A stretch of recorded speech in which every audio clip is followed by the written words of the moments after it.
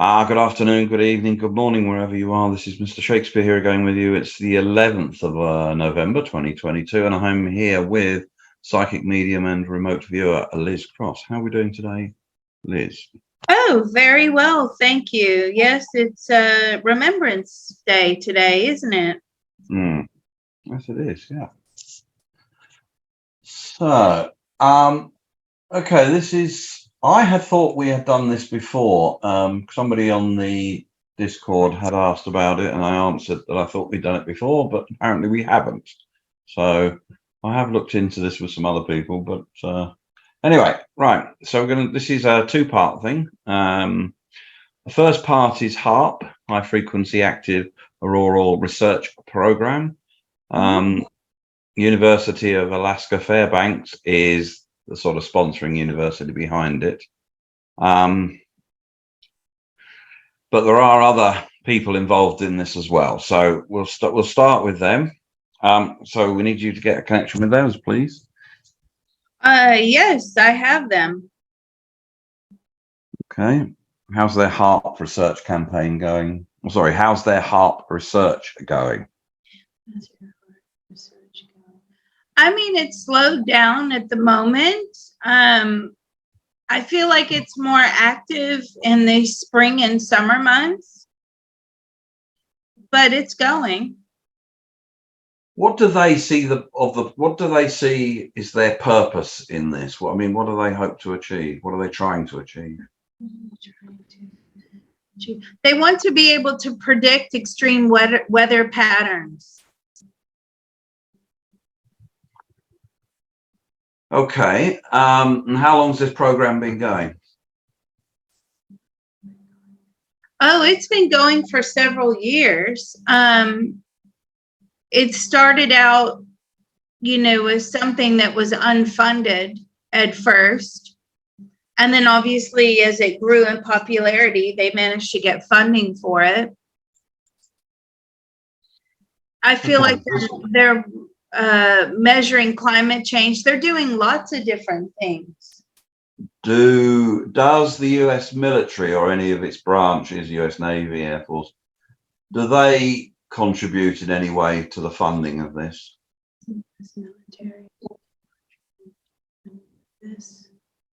No, but the US government does. Okay, US government does. All right. Are they aware that there are people out there who believe that this is actually not only is it used for weather prediction, but it's also used for weather manipulation? I didn't know that. Are you aware that this is used for weather manipulation? Are you aware that there are people out there that believe that? Yes, they're very aware, but that's not what it's used for. Has it ever been used for any form of weather modification? Has it ever been used for any form of weather modification? No. Is it possible it could be used for that? Is it possible? Do you have the ability to do it even if they haven't done it yet? Do you have the ability to manipulate weather with whatever it is you have up there? Do you have the ability to manipulate weather? No. What do they do? I don't even know what they do. Okay, hold on. I'll tell you. I'll go through that in a minute. Couple more questions first. What do they work with? Any other NGO, non-governmental organizations, universities anywhere globally who have similar hopes and aims that they do? In other words, do they collaborate with anybody else? Yes, several universities. Okay. Do they know if any of those universities have the ability to modify weather? Do you know if any of those universities have the ability to modify weather? No, they do not know that. They do not believe that. But I mean, as far as they're concerned, no, they don't know of that. Right. I mean, for example, the 2010 Haiti earthquake was blamed on weather modification. Did they know that? I didn't know that. The 2010 Haiti earthquake was blamed on weather modifications. Were you aware of that? Yes, we were aware. Okay, I and feel like they get a lot of emails from around the world. okay. In regards to what sort of, why are you doing this, or please do more? I mean, what's the sort of Context. What is the context of emails? They're being blamed for weather events. what do they do with the information that they get if they're trying to predict, you know, violent or extreme weather? What do they do with that information when they get it? Trying to predict violent or extreme weather. They database it. Okay, but just databasing it doesn't seem to have a hell of a lot of point. I mean, don't they make people aware of it? Isn't this fed into global weather forecasting stations or anything? Or, I mean, collecting data for data's sake is pointless. You collect data just to have the data? No, they use it. They write papers about it. They lecture about it. They present their research findings. Do they present their research findings to the public, or is this just to the government? Or, I mean, who do they present it to? Research findings to the public? No, it's not for the public. I mean, unless, you know, you're studying this field or this is something you're extremely interested in. Environmental agencies,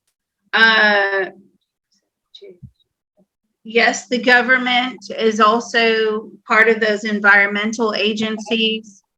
Private companies are interested in their research, particularly those that have oil rigs in the ocean.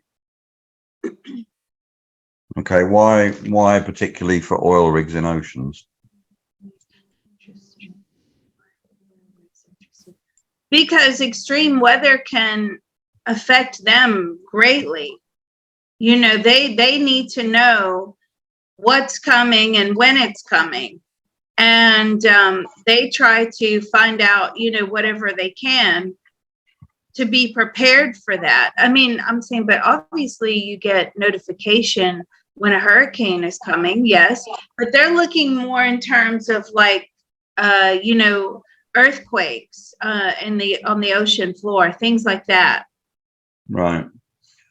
But I mean, they have something called the Ionospheric Research Instrument, an IRI, which is basically an array of 180 radio antennas spread over an area of about 30 odd acres. And they basically use that to transmit the radio waves upwards into the ionosphere, which then causes the electrons up there to move around in waves. So it's been said that what HAARP is basically an ionospheric heater. Would they agree with that? Is it a heater? Is it heating the electrons up there? And if so, what is the point of heating them? Oh, that's a good question. Are you heating things up there? They don't believe that they're heating things up there. Well, if they're transmitting powerful radio frequency, you know, I mean, megawatts of power, and they're moving electrons, electrons moving around generates heat, doesn't it? I mean, it does everywhere. So, I mean, this is what, I mean, that's why it's called a heater. That's why they're known as, or what they're doing is heating these electrons. So, weather issues by heating, transmitting the radio waves into the ionosphere. And no, they don't believe that. That's their own personal thought, feeling, and opinion. right. You know, but they're saying no. But if they can, because the Earth is moving and the, you know, they can pick on a different patch. I mean, if they blast their radio waves up there into a certain area, that can affect that patch of, you know, that patch of electrons, and then they can study that patch, you know, how it reacts to being blasted with these radio waves. Isn't that what they do? I mean, right, let's break it down. Do they broadcast radio waves upwards into the ionosphere?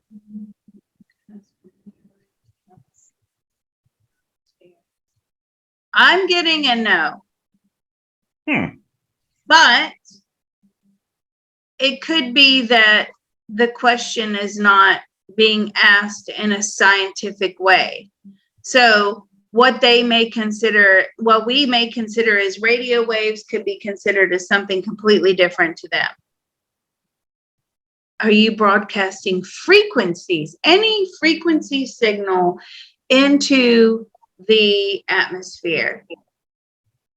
Yes. Now, they are broadcasting frequencies into the atmosphere with the hope, and I don't understand this because, you know, I'm not really scientific. I do work in research sometimes, but, you know, this isn't my area of expertise. But what they're saying is they're trying to expand the energy. And by expanding the energy, or expanding whatever it is they're wanting to expand, it's collecting information within whatever it is they're trying to expand, and then they're reading that frequency. Right. I have okay, no so idea. I used the wrong language there. No, right, radio wave. Okay, all right. I get, yeah, okay, but frequency waves. Apparently, it is between 2.7 and 10 megahertz. You know, so that they are radio waves to a lot of people, but they're frequency waves. Yes, okay, I'll accept that.